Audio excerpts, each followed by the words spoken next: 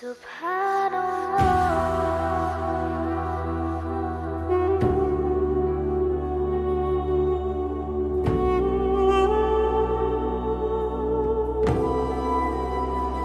سبحان الله والحمد لله، لا إله إلا الله، الله أكبر.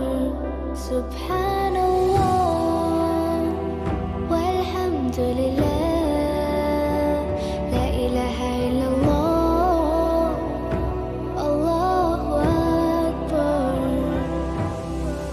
तू ही मेरी मौला तू ही मेरी मौला, अल्लाह तू ही मेरी मौला तू ही मेरी मौला, अल्लाह तू ही मेरी मौला तू ही मेरी मौला, अल्लाह तू ही मेरी मौला तू ही मेरी मौला. सुभान अल्लाह والحمد لله، لا إله إلا الله، الله أكبر. سبحان الله والحمد لله، لا إله إلا الله، الله أكبر.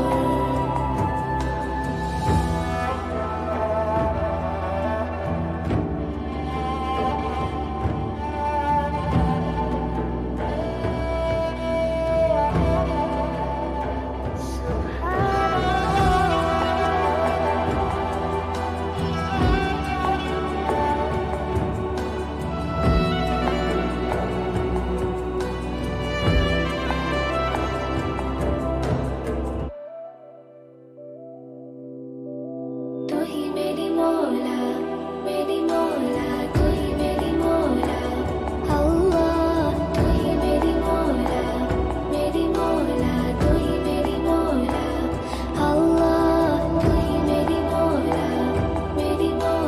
तू ही मेरी मौला, अल्लाह तू ही मेरी मौला तू ही मेरी मौला. सुभान अल्लाह والحمد لله، لا إله إلا الله، الله أكبر. سبحان الله والحمد لله، لا إله إلا الله، الله أكبر. سبحان الله.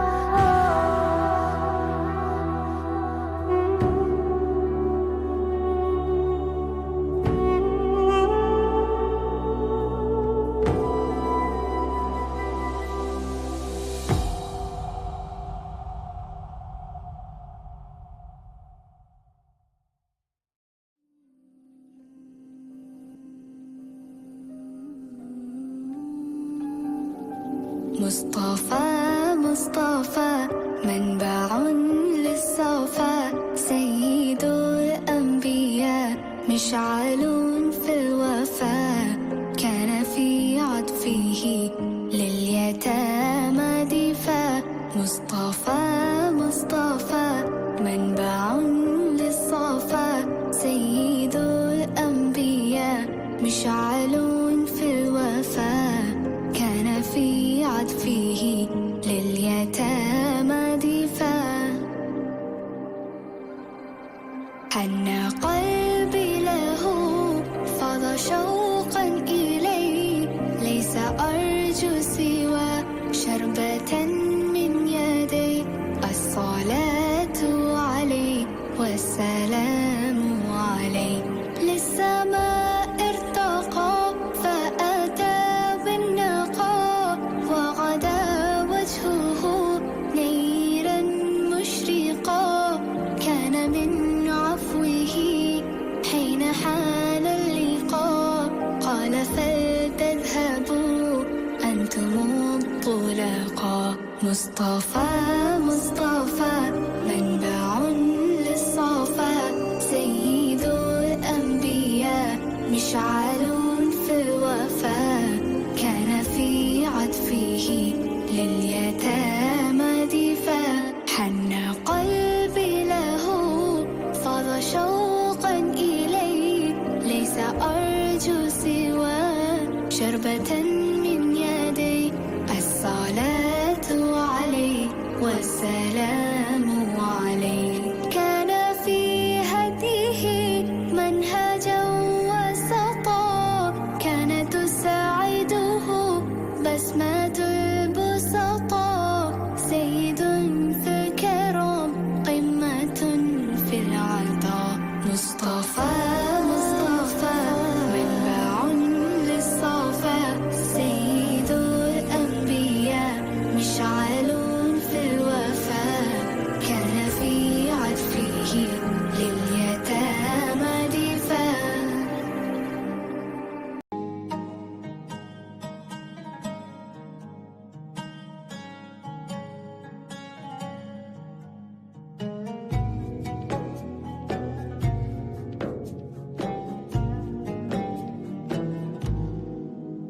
يا محمد نور مجسم يا حبيبي يا مولاي تصوير كمال محبت تنوير جمال خداي يا محمد نور مجسم يا حبيبي يا مولاي تصوير كمال محبت تنویر جمال خدای یا محمد نور مجسم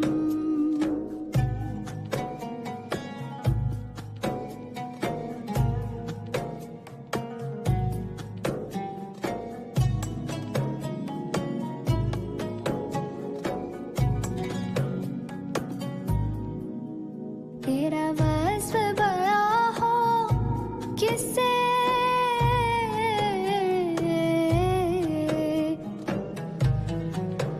تیرا وصف بڑا ہو کس سے تیری کون کرے گا بڑائی صلی اللہ تیری کون کرے گا بڑائی نبی جی تیری کون کرے گا بڑائی اس گرد سفر میں گم ہے اس گرد سفر میں گم ہے جبریل امی کی رسائی یا محمد نور مجسم یا حبیبی یا مولائی تصویر کمال محبت تنویر جمال خدائی یا محمد نور مجسم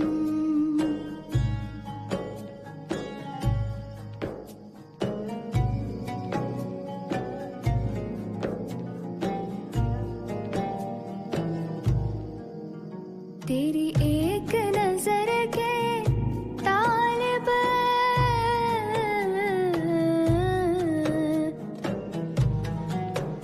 تیری ایک نظر کے طالب تیری ایک سکن پر قرب صلی اللہ تیری ایک سکن پر قرب نبی جی تیری ایک سکن پر قربا یہ سب تیرے یہ سب تیرے دیوانے یہ سب تیرے شہدائی یا محمد نور مجسم یا حبیبی یا مولائی تصویر کمال محبت تنویر جمال خدائی یا محمد نور مجسم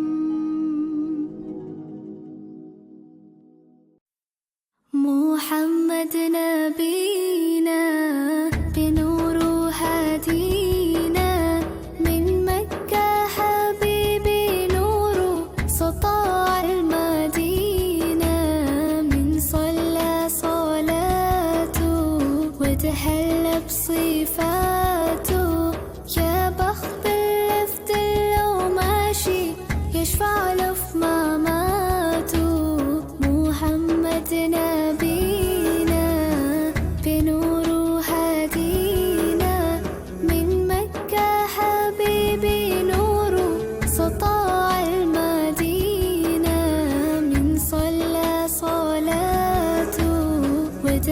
بتهلى بصفاته، يا بخت اللي في دله ماشي يشفع له في مماته. يا إمامنا يا أمين، يا سند للمسلمين، يا حبيبي يا محمد يا ابن عبد الله. تمت الرسالة تمام والحبيب مسك الختام، طول حياتي في صلاتي بدعي صلي وراه. محمد نبينا بنوره هدينا، من مكة حبيبي نوره سطاع المدينة. من صلى صلاته وتهلى بصفاته، يا بخت اللي في دله ماشي يشفع له في مماته. من أول يوم في عمري سمعت أبويا وأمي. عاقبة للمتقين والصلاة والسلام على سيد المرسلين. أما بعد فأعوذ بالله من الشيطان الرجيم. بسم الله الرحمن الرحيم. ألا إن أولياء الله لا خوف عليهم ولا هم يحزنون. صدق الله العظيم وصدق رسوله النبي الكريم الأمين. الحمدللہ ثم الحمدللہ. آج ہم تمامی دوست جس ہستی کے سالانہ تیسرے عرس کے لیے اکٹھے ہوئے ہیں، وہ ہستی ولی کامل، قدوۃ الاولیاء، جمال الاولیاء، عارف باللہ، فناف الشیخ، فناف رسول کے تمام منازل پر عروج کرتے ہوئے اپنے ایسے روحانی مقام پر پہنچے جن کے لیے دنیا واقعی ایک رائی کے دانے کے برابر ہے. اور ہم نے اپنی آنکھوں سے بہت سارے ایسے معجزات، بہت ساری ایسی کرامات ان ہستی سے ہوتی دیکھی ہیں کہ جس پر دل خود ہی اللہ اللہ کرنے لگ جاتا ہے. یہ ہستی جن کا میں تعارف کراتا چلوں، اسی گاؤں میں عرصہ 35 سال جامعہ مسجد جو بڑی ہمارے چوک میں گاؤں میں بڑی مسجد ہے، اس میں 35 سال تک انہوں نے امامت اور خطابت کی اور فی سبیل اللہ کی، بغیر کسی لالچ کے کی. حالانکہ بابا جی خود فرماتے ہیں کہ میں ایک دن بھی سکول نہیں گیا، لیکن انہوں نے 35 سال بچوں کو بھی پڑھایا، قرآن پاک بھی پڑھایا، نکاح بھی پڑھائے، جمعہ بھی پڑھائے، اور خود بھی روتے رہے اور دوسروں کو بھی رلاتے رہے. ایسے عاشق رسول تھے. بابا جی کی اتنی کرامات ہیں کہ میں بیان کرنے چلوں ٹائم ہی کم ہو جائے، لیکن کرامت ختم نہ ہو. اس گاؤں کے لوگ جانتے ہیں کہ قبلہ بابا جی کی فقیری کو اور ان کی عاجزی اور انکساری کو ہم نے اپنی طرف سے یہ کاوش کی ہے کہ جتنی ہمیں استطاعت ہوئی، جتنی ہم سے اللہ تعالیٰ نے کام لینا چاہا، اس لحاظ سے ہم نے بابا جی کے دربار شریف کو مکمل کیا. یہ الحمدللہ بابا جی کے تیسرا سالانہ عرس کی تقریب ہے جو آج ہم نے 2 نشستوں پر مشتمل کی ہے. اور قبلہ بابا جی کا عرس ہر سال پچھلے جتنے بھی 2 عرس گزرے ہیں 22 دسمبر کو ہی ہوتے رہے ہیں، لیکن اس دفعہ ہم نے یہ اعلان بھی کرنا ہے اور ہم نے یہ فیصلہ کیا ہے کہ نیکسٹ جتنے بھی بابا جی کے عرس ہوں گے وہ اسلامی تاریخ جو کہ 7 جمادی الاول کو بابا جی اس دنیا سے پردہ کر کے گئے تھے، اسی طریق کو ہم عرس منائیں گے. اور اسی طرح 2 نشستیں ہوا کریں گی. 6 جمادی الاول کو حسن قرت نعت خوانی ہوگی، اور اگلے دن 7 جمادی الاول کو نعت خوانی اور بیان ہوگا، کسی بھی نہ کسی مقرر کا بیان ہوگا جو بھی ہمیں اویلیبل ہوگا.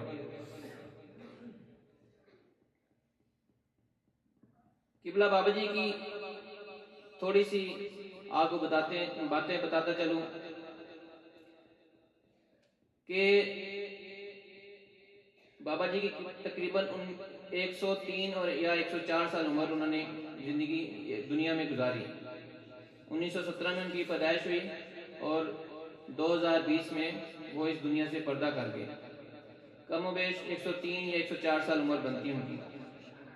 اور اس ساری عمر میں انہوں نے، ہم نے خود ان سے سنا، وہ یہی فرماتے تھے کہ میں نے ایک ہی دعا مانگی کہ یا اللہ تو راضی ہو جائے، تیرا محبوب راضی ہو جائے. پوری زندگی میں انہوں نے دوسری دعا ہی نہیں مانگی، صرف ایک ہی دعا پر پوری زندگی گزار دی کہ یا اللہ تو راضی ہو جائے اور تیرا محبوب راضی ہو جائے. ایسے فنافی رسول تھے. اور ان کی ایک ہی، یا کوئی اپنا مسئلہ بیان کرنے، ان کی ایک ہی فیس ہوتی تھی. وہ کہتے تھے اگر تم نماز پڑھو گے تو میں تمہیں دم کروں گا، اگر نماز نہیں پڑھو گے پھر کسی اور کے پاس چلے جاؤ. اور ہم نے بہت سارے ایسے کیسز دیکھے ہیں کہ وقتی تو لوگ کہتے ہیں جی پڑھیں گے نماز، ٹھیک ہے، ان کو دم کر دیتے تھے. جب وہ ٹھیک ہو جاتے تھے 4 دن بعد نماز چھوڑ دی، وہ دوبارہ اسی کیفیت میں آ گئے، وہیں اسی درد میں آ گئے. پھر وہ بھاگے آتے تھے بابا جی کے پاس، بابا جی ہمیں پھر وہی تکلیف ہوگی. تو بابا جی فرماتے تھے کہ تم نے نماز چھوڑی ہوگی. وہ کہتے ہیں ہاں جی نماز تو چھوڑ دی. کہتے بس ہماری یہی فیس ہے، تم نے وعدہ خلافی کیا کہ نماز چھوڑ دی تمہیں دوبارہ درد ہونے نہ کیا. یہ ان کی زندہ کرامت تھی کہ وہ ان کی فیس یہی تھی کہ نماز پڑھو گے تو تمہیں آرام آئے گا، نماز نہیں پڑھو گے دوبارہ اسی تکلیف میں ہوگا. اور ساتھ میں یہ بھی کہتے تھے اگر تم نے نماز نہیں پڑھنی تو ہمارے پاس نہیں آؤ، کسی اور کے پاس جاؤ دم کرانے. ہمارے پاس آؤ گے تو پہلی شرط نماز ہے، نماز پڑھو گے تو ہم دم کریں گے. ایک دفعہ اس طرح بیٹھے ہوتے بابا جی کے پاس، تو ایک شخص کہتا بابا جی کہ میں کیا عمل کروں ایسا کہ اللہ تعالیٰ مجھ سے راضی ہوں، اس کے حبیب راضی ہوں. تو اس نے داڑھی نہیں رکھی ہوئی تھی. تو بابا جی نے ایک واقعہ سنایا. کہتے ایسے میں بیٹھا ہوا تھا تو ایک ان کے ساتھ محبت کرنے والے عبداللہ شاہ صاحب ہیں، ان کا فون آیا کہ بابا جی آپ کو نا ایک بزرگوں کے پاس لے کے جانا ہے، ان سے ملاقات کرنی. وہ بھی بہت کامل ولیلہ تھے. تو بابا جی فرماتے ہیں کہ میں چلا گیا ادھر بزرگوں کے پاس. تو وہ بزرگ تھے، بہت بیابان جنگل والی سائڈ پہ رہتے تھے، اور ایک تھوڑی سی ان کی کٹیا سی جس طرح جھکی ٹائپ ہوتی ہے نا، وہاں بیٹھے تھے. تو کہتے ہیں میں گیا ان سے ملنے تو میرے لیے اٹھ کے کھڑے ہو گئے، حالانکہ وہ کہتے ہیں میرے سے عمر سے زیادہ لگ رہے تھے. تو انہوں نے فرمایا نہیں، میں آپ کا بڑے عرصے سے انتظار کر رہا تھا، لیکن آپ ابھی آئے میرے پاس، میں نے آپ کے لیے 2 چیزیں رکھی ہوئی ہیں. انہوں نے بابا جی نے فرمایا ٹھیک ہے جی آپ مجھے عنایت کریں، کون سی 2 چیزیں ہیں؟ انہوں نے فرمایا کہ جو بھی شخص آپ کے پاس آئے آپ نے اس کو کہنا ہے کہ یہ اپنی داڑھی رکھ لو، چاہے چھوٹی رکھ لو، کیونکہ سنت ہے نا. یہ کیا پتہ اللہ تعالیٰ اسی سنت کے ذریعے بخش دے آپ کو. انہوں نے فرمایا کہ انہوں نے مجھے 2 چیزیں دی، جس میں سے ایک تھی کہ جو بھی بندہ آپ کے پاس آئے آپ نے یہ کہنا ہے کہ داڑھی رکھ لو، داڑھی رکھ لو، اور چاہے چھوٹی رکھ لو، لیکن سنت کو لازمی اقرار کرو. اور دوسری چیز وہ بتاتے ہیں کہ رستے میں کوئی بھی آپ کو کوئی کتا ملے جس کے گلے میں پٹا نہ ہو،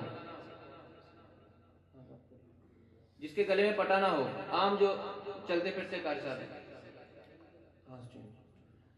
تو اس کو آپ نے روٹی کھلانی ہے. اس کتے کو روٹی کھلانے سے آپ کے رزق میں بہت برکت ہوگی.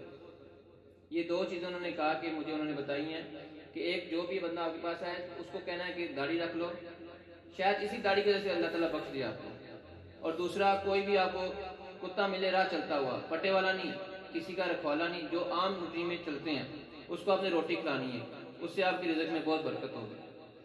تو اس طرح بے شمار بابا جی کی باتیں ہیں جو ہم بیان کرتے جائیں، کیونکہ مجھے عرصہ تقریباً 22-23 سال سے بابا جی کے ساتھ آتے جاتے لگ گئے، کیونکہ بابا جی کی صحبت میں آتے ہوئے مجھے 22-23 سال ہو گئے، اور میں نے بابا جی کے ساتھ جب بھی آئے ہیں تو وہ ایسے عاشق رسول تھے کہ جب بھی ہم بیٹھتے تھے وہ رونا شروع ہو جاتے تھے، سرکار کی باتیں کرتے تھے، ہمیں بھی رلاتے تھے، خود بھی روتے تھے۔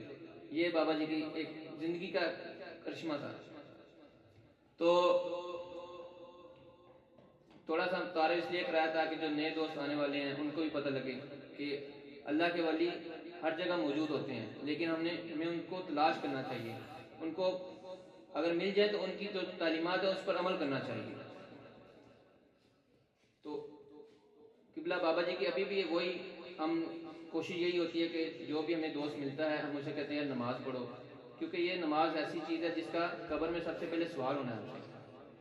جب تک آپ نماز نہیں پڑھیں گے تو آپ اسلام میں صحیح طریقے سے داخل نہیں ہوں گے، کیونکہ اللہ تعالیٰ فرماتا ہے کہ اس نے رزق کا وعدہ ہر بندے سے کیا ہوا ہے، وہ چاہے کافر ہے، چاہے مسلمان ہے، چاہے کوئی بھی ہے، اس نے رزق دینا ہی دینا ہے، کیونکہ وہ اس کی مخلوق ہے۔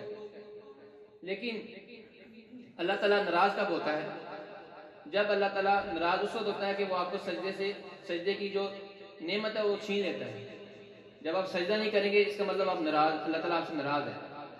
وہ رزق بند نہیں کرتا، وہ سجدے کی توفیق چھین لیتا ہے۔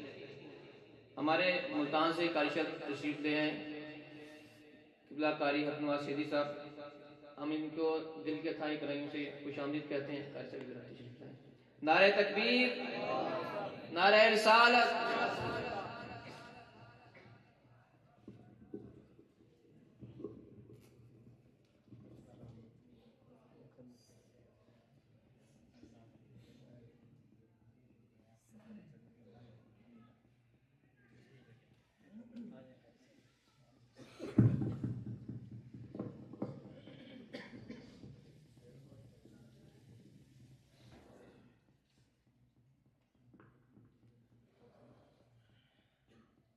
تو محفل کا آغاز شروع کرتے ہیں۔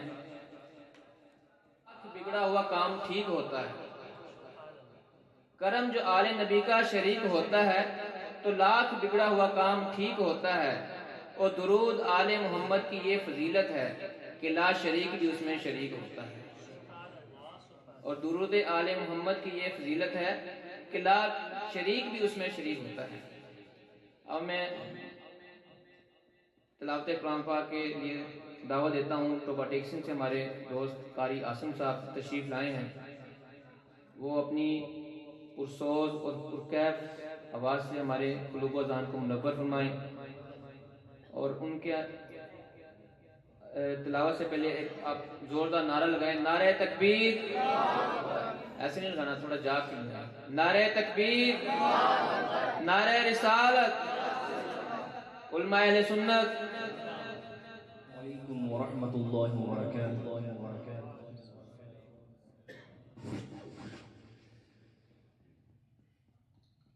اعوذ باللہ من الشیطان الرجیم،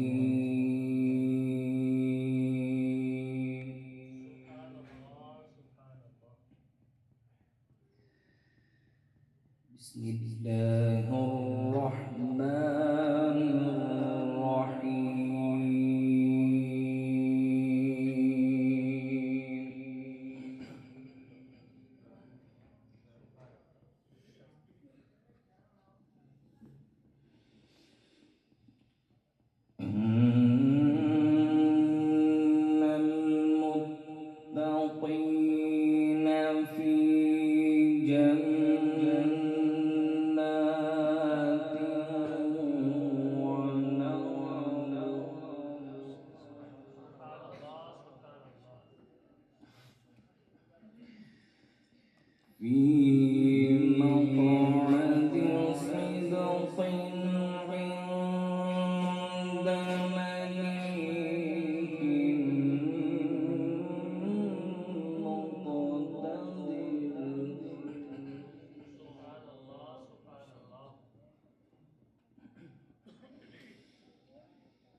بسم اللہ الرحمن الرحیم، الرحمن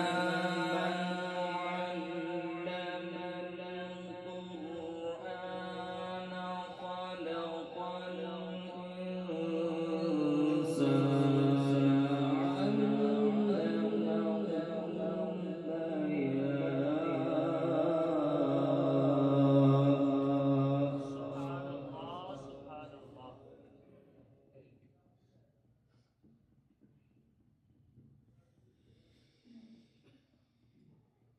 الشمس والقمر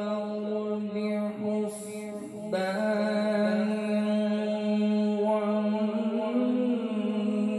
والنجم والشجر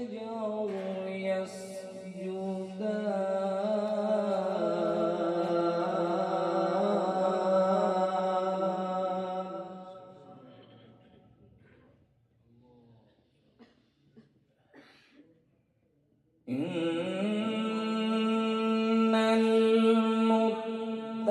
المتقين في جنات ونهر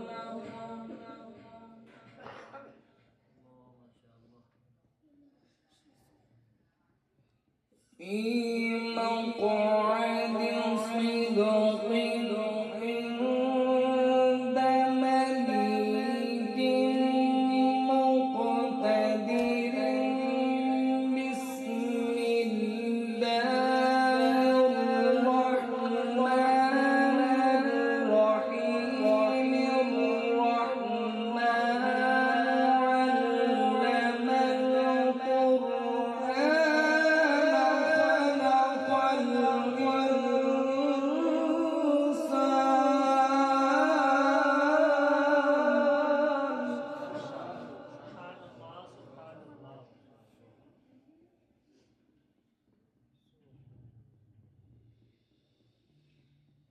خلق الإنسان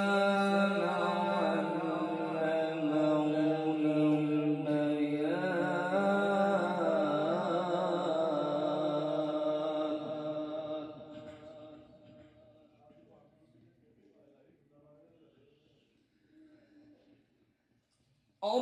الرحمن علم القرآن خلق الإنسان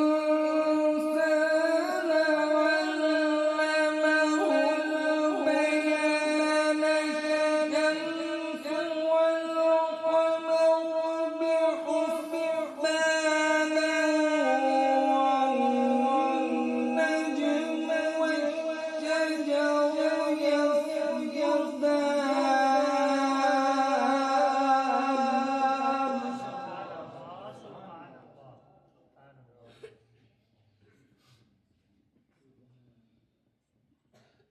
الشمس والقمر بحسبان والنجم والشجر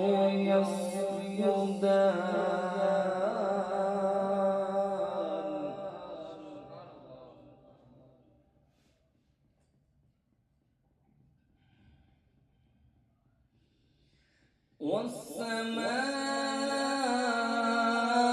والسماء رفعها ووضع الميزان ألا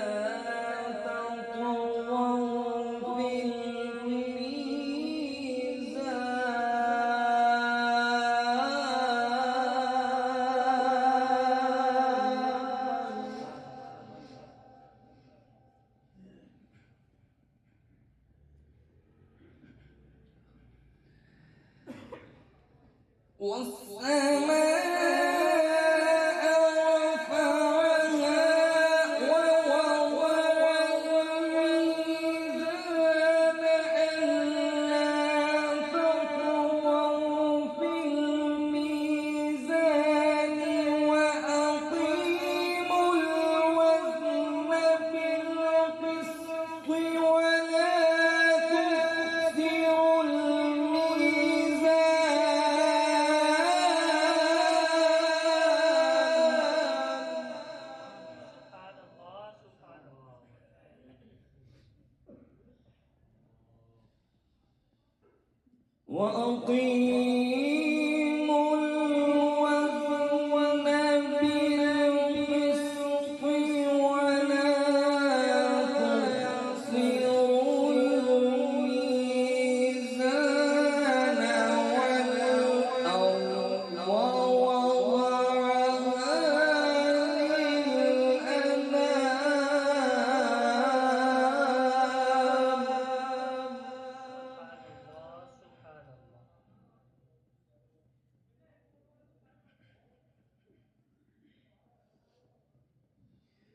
والأرض وضعها للأنام فيها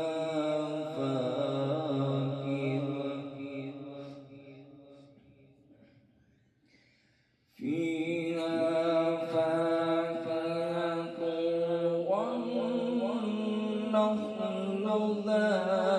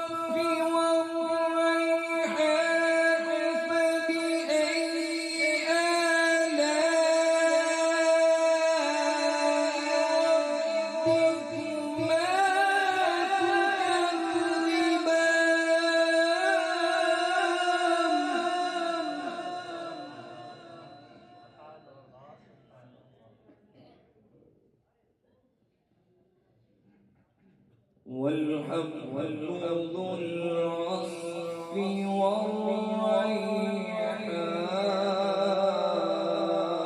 والريحان فبأي آلاء ربكما تكذبان خلق الإنسان من صلصال كالفخار وخلق الجان من مارج من نار فبأي آلاء ربكما تكذبان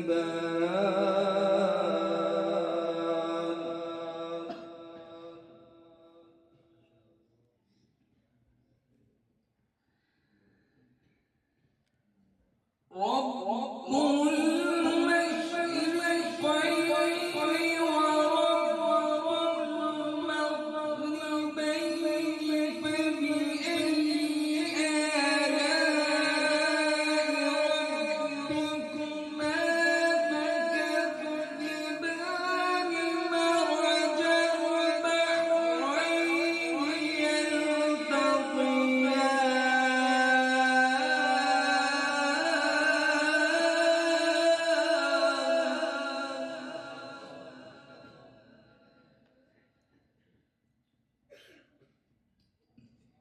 بينهما برزخ لا يبغيان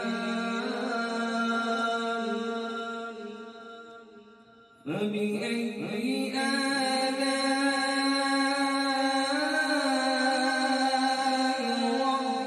ربكما تكذبان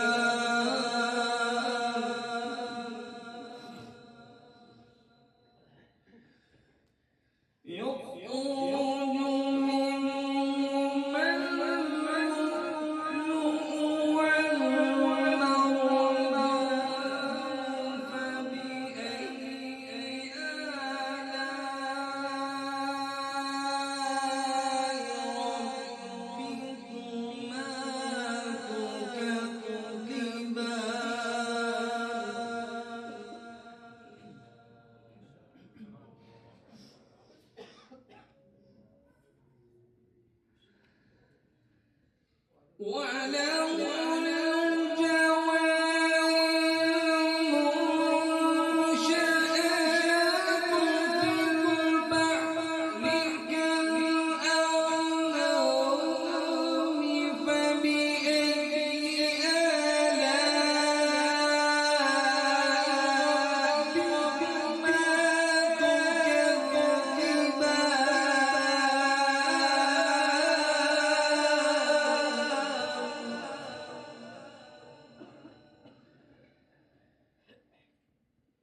من عليها ويبقى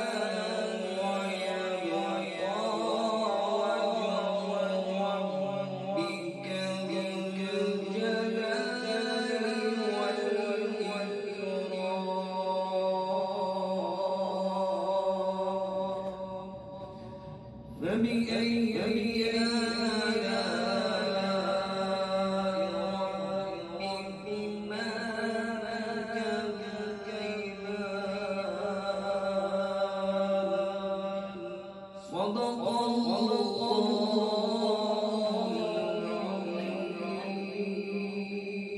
والإكرام فبأي آصم صاحب جو ٹوبا ٹیکسی سے تشریف لائے تھے اور ہمارے اپنی پرسوز اور پرکیف آواز سے ہمارے قلوب و اذان کو روشن کر رہے تھے.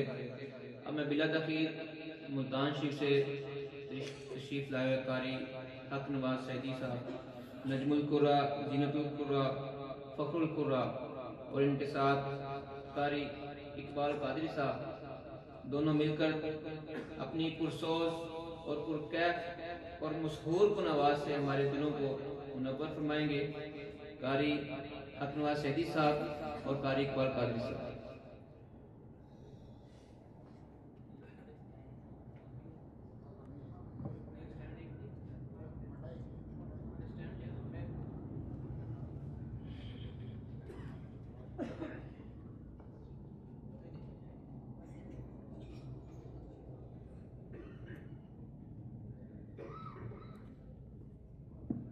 ਜਿਹੜੇ ਦੋਸਤ ਇੱਧਰ ਬੈਠੇ ਤਾਂ ਪਿੱਛੇ ਬੈਠੇ ਯਾਰ ਇੱਧਰ ਆਓ ਜ਼ਰਾ ਮਿਹਰਬਾਨੀ ਤੁਹਾਡੀ ਇੱਕ ਪੰਡਾਲ ਦਾ ਹੁਸਨ ਬਣਾਓ ਇੱਦਾਂ ਖੇਲਣ ਕੇ ਨਾ ਬੈਠੋ. ولی کامل کے عرش پاک کی محفل میں سب حاضر ہیں. دعا کریں رب کائنات صاحب مزار کا فیض اللہ سب کو عطا فرمائے اور اس آستانے کو تا قیامت شاد و آباد رکھے. میں بے حد مشکور ہوں میرے محسن و مربی جناب حافظ محمد شہزاد صاحب، جن کے حکم سے الحمدللہ اس عرش پاک کی محفل میں حاضر خدمت ہوں. ہماری حافظ صاحب سے غالباً یہ دوسری ملاقات ہے. پہلی ملاقات پہ محبتیں ملی اور دوسری پہ الحمدللہ انہوں نے حکم فرمایا اور اس خوبصورت محفل میں حاضر خدمت ہے. مجھ سے قبل زینت القرا قاری محمد عاصم صاحب سے آپ نے اللہ کے کلام کی تلاوت سماعت کی اور میرے بعد بھی سلطانی صاحب کی خوبصورت آواز میں انشاءاللہ آپ سرکار کے سینے سماعت کریں گے. تو آئیے، میں آپ کے مزاج سے واقف تو نہیں ہوں مگر رب کا کلام میں نے پڑھنا ہے تو اردو میں کوئی کلام سرکار کی تعریف میں بھی پڑھا جائے تو آپ کو سمجھ بھی آتا ہے یہ اشعار کیا کہہ رہے ہیں. میں تھوڑا سا آپ کو بتا دوں کہ قرآن پاک پوری کی پوری کتاب رب کے رسول کے شان میں یا نہ سبحان اللہ. تو ہر وقت کے بعد آپ کہہ سکتے ہیں سبحان اللہ. یہ نہ سوچنا بھی سمجھ آئے گی کہ نہیں. اب میں نے آپ کو ایک جملہ وہ دے دیا کہ ہم نے سرکار کی تعریف ہی کرنی ہے، ہم نے بھی. تو آپ سبحان اللہ سب کہیں گے. اس جگہ پہ میرے خیال میں چھت نہیں ہے، ادھر سردی زیادہ ہے. اگر وہ والے اٹھ کے ادھر آ جائیں، ہمارے سامنے آ جائیں، ہم آپ کے مہمان ہیں. بچے بھی ماشاءاللہ ٹھیک لگ رہے ہیں. یہی چراغ جلیں گے تو روشنی ہوگی. حافظ صاحب تو بڑے بڑے اگر ہمارے آنکھوں کے سامنے تشریف لے آئیں گے تو اور مزہ آئے گا قرآن پاک پڑھتے ہوئے.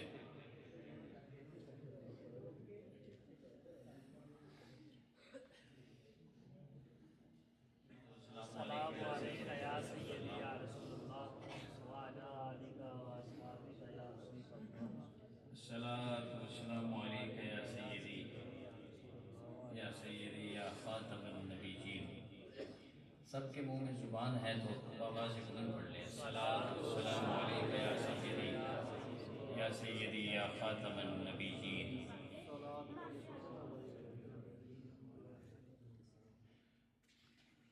नहीं बेटे गुस्सा नहीं करना, सरकार की महफिल में आए हैं, प्यार बांटना चाहिए, एक दूसरे से गुस्सा नहीं करना चाहिए।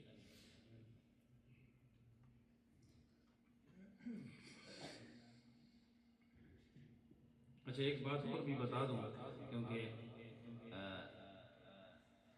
आप रब का कलाम सुनेंगे, इस इंतज़ार में ना बैठे रहना कि सुभान अल्लाह कब कहनी है कब नहीं कहनी। कुछ अहबाब ऐसे होते हैं कि इस इंतज़ार में बैठे होते हैं कि इसराइल सही आमिन कारी सबान कुछ आमिन वाला को सुभान अल्लाह। इस इंतज़ार में बैठे हो तो बाद सारे वास्ते बड़ी सादत अली मौत हो, कुरान पढ़ने मौत आ वजे बेसाख्ता जी के मेरे को ट्राई करो सुभान अल्लाह। सारी सरे की ज़बान समझ आइए तो चलो जे को समझ आइए वो आपको सुभान अल्लाह माशाअल्लाह।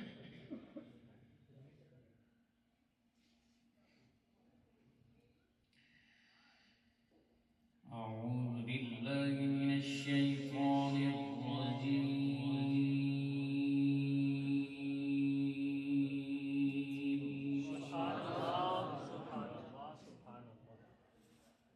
بسم الله الرحمن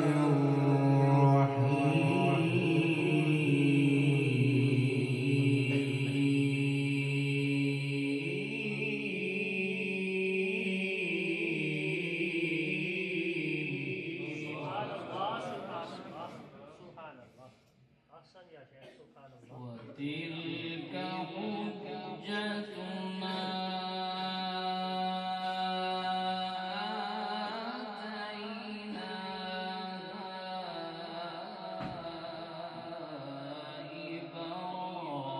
إبراهيم على قومه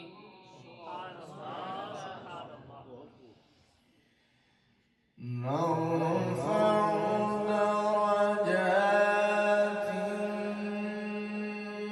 من نشاء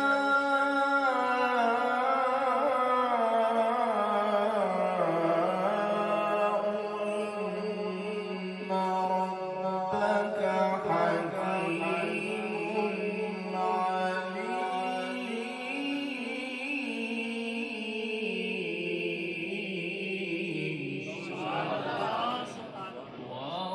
ووهبنا له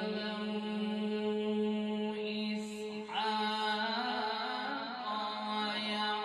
ويعقوب كلا هدينا ونوحا هدينا من قبل كلا هدينا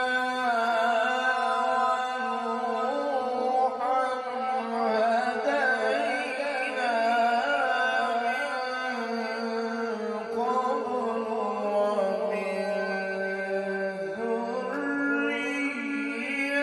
ذريته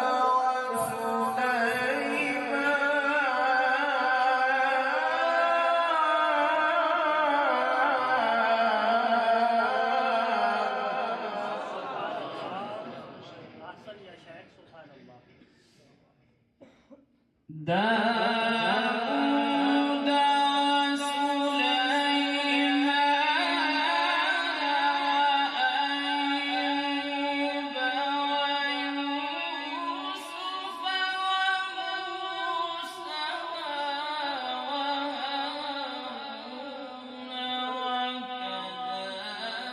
وكذلك نجزي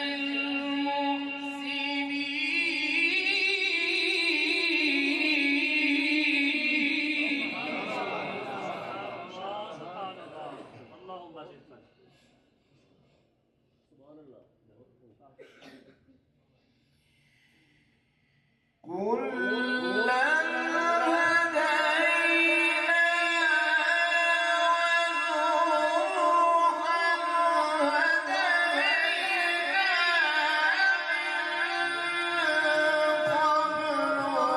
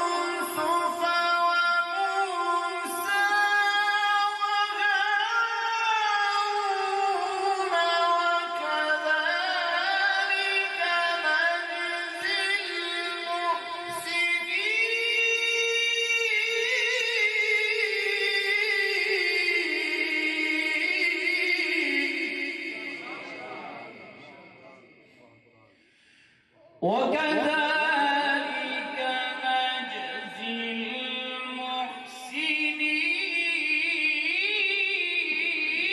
المحسنين وكذلك نجزي المحسنين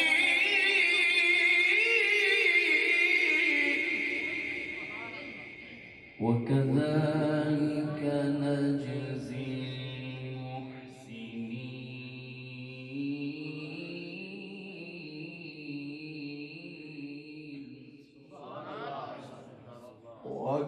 وكذلك نجزي المحسنين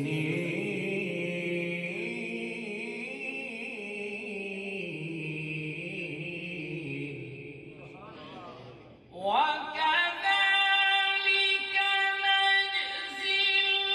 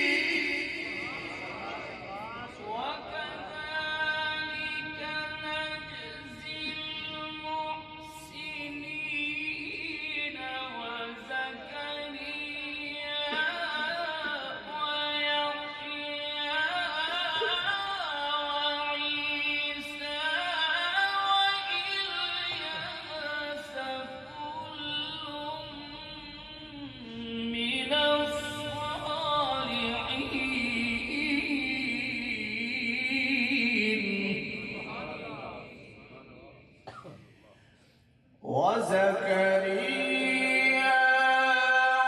ويحيى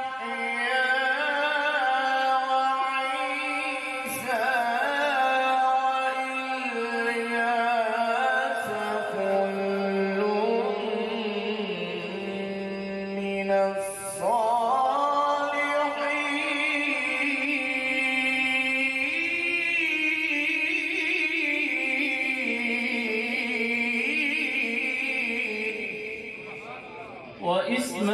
وإسماعيل واليسع ويونس ولوطا وكلا فضلنا على العالمين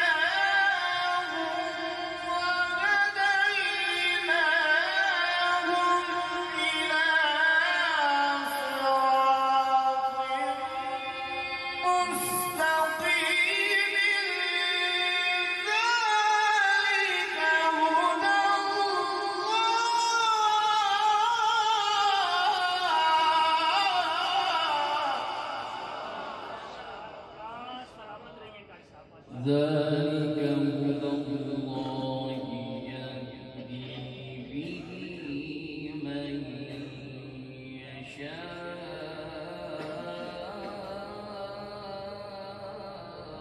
من عباده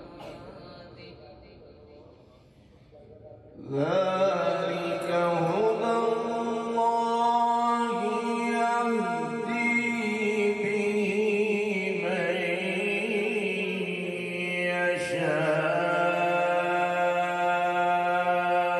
يشاء من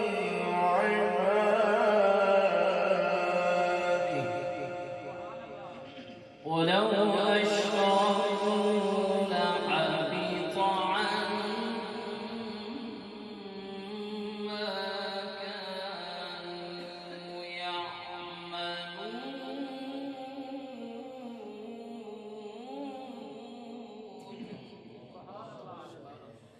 ولو أشركوا لحبط عنهم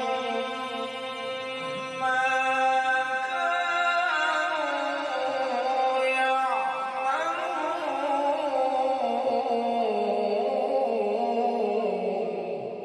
الله أكبر بسم الله الرحمن الرحيم ألا إن أولياء الله لا خوف عليهم ولا هم يحزنون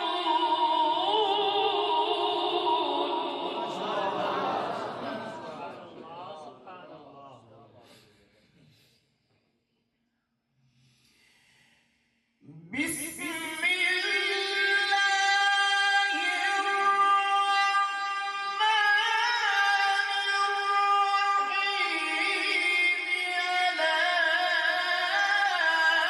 الرحمن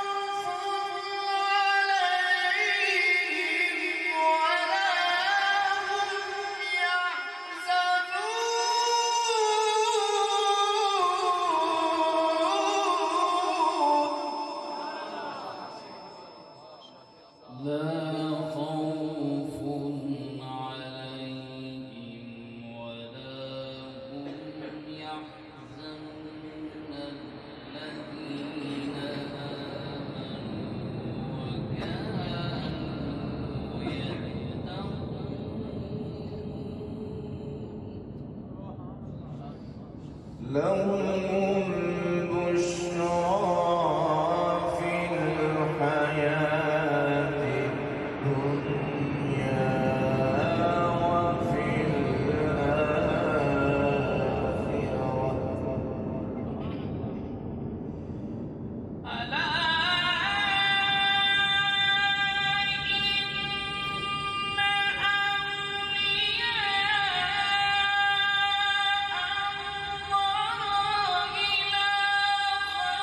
خوف عليهم ولا هم يحزنون الذين آمنوا وكانوا يتقون لهم البشرى في الحياة الدنيا وفي الآخرة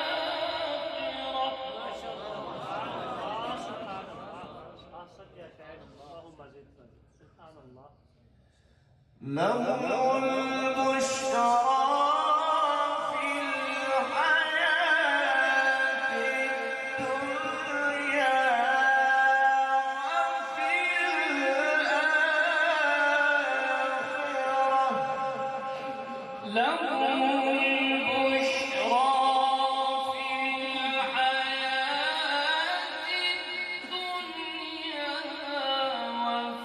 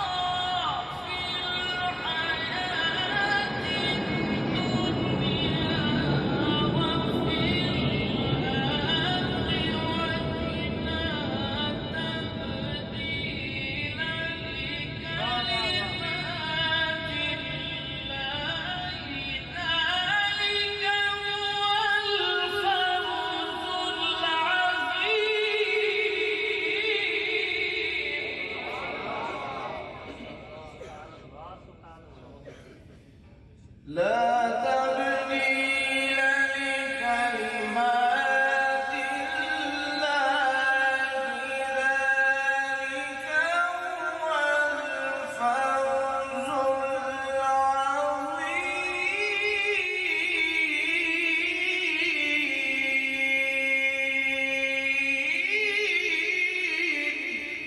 سبحان الله سبحان الله. لا تبديل لكلمات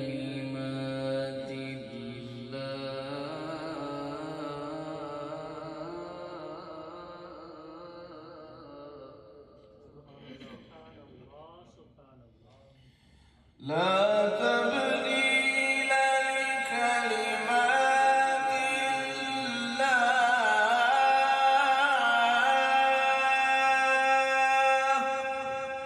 ذلك هو الفوز العظيم.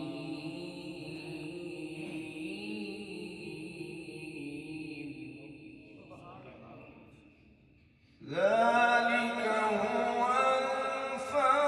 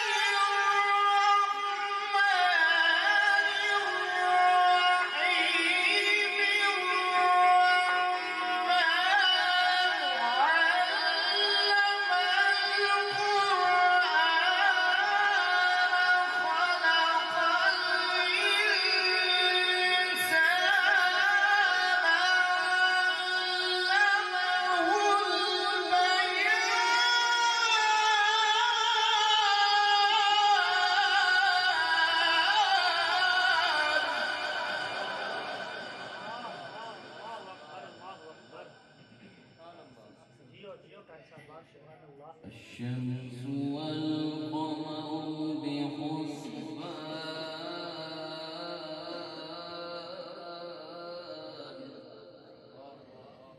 الشمس والقمر بحسبان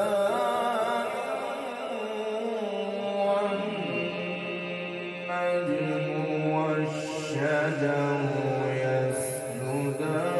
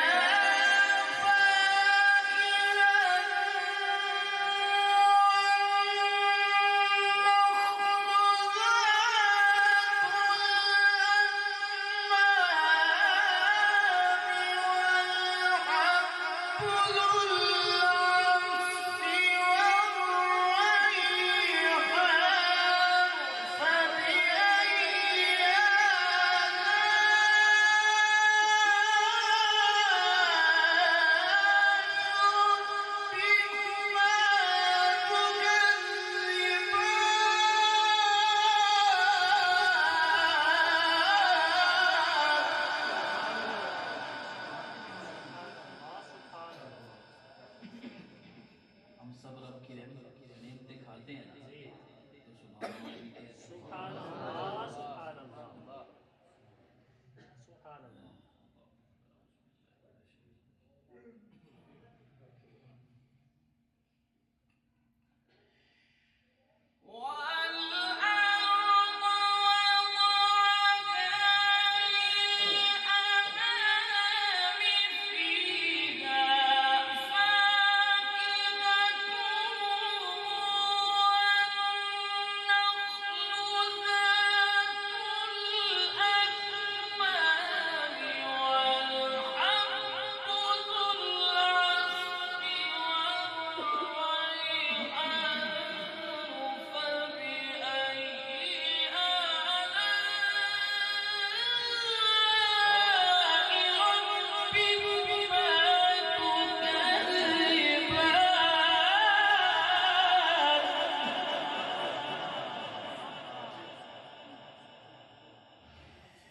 فبأي آلاء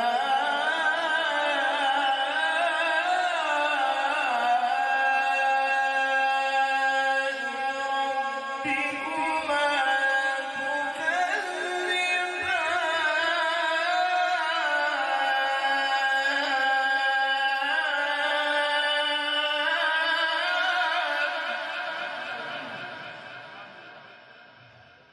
الله أكبر. بسم الله الرحمن الرحيم. قل هو الله أحد. الله الصمد لم يلد ولم يولد ولم يكن له كفوا أحد. بسم الله الرحمن الرحيم.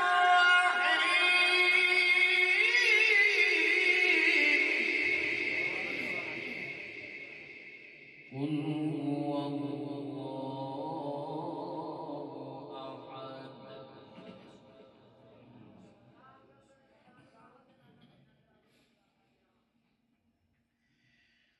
قل هو الله أحد الله الصمد لم يلد ولم يولد لم يلد ولم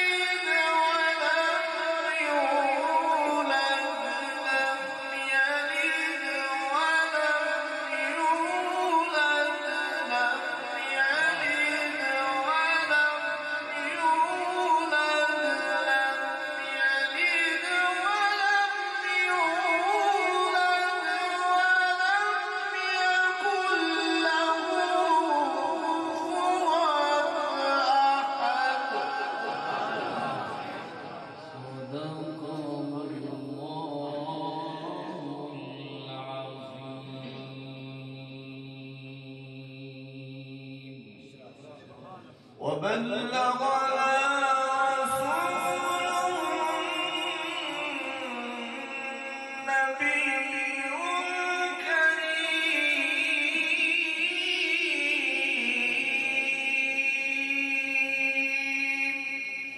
ماشاء اللہ سبحان اللہ. قرآن پاک کی تلاوت حافظ صاحب شہزاد صاحب آپ نے سنا ہوگا. ویسے آپ سنتے رہتے ہیں.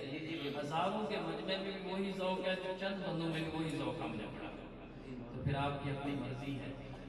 اب چلو کہہ دیں سبحان اللہ. بہت شکریہ بہت شکریہ حکمہ سیدی صاحب اور قاری فروغ اقبال قادری صاحب. یہ بونس میں آئے آپ. بہت شکریہ. دل کے تھائے گا سے خوش آمدید. ہم آپ دونوں کے کھانا ہیں.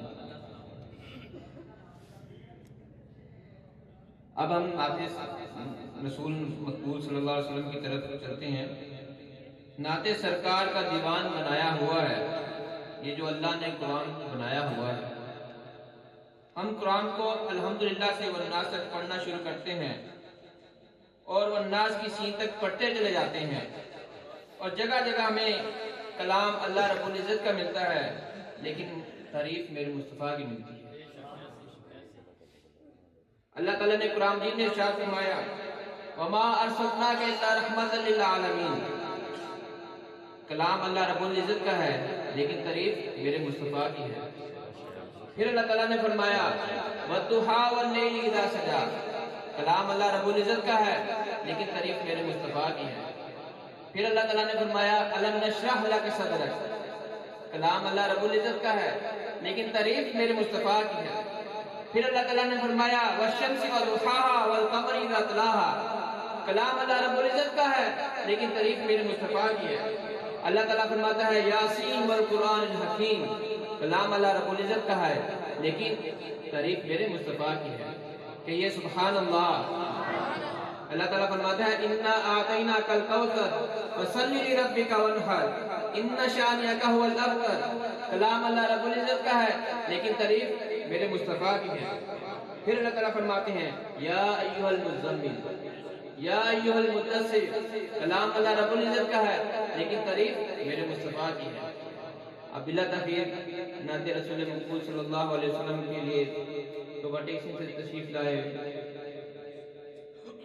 ہمارے بہت ہی پرسوز اور پرکیف آواز رکھتے ہوئے جناب فاروق قادری صاحب جو کہ ہمیں اپنی نعت رسول کی گہرائیوں میں اترتے ہوئے اور سرکار کی مدح و ثنا سناتے ہوئے ہمارے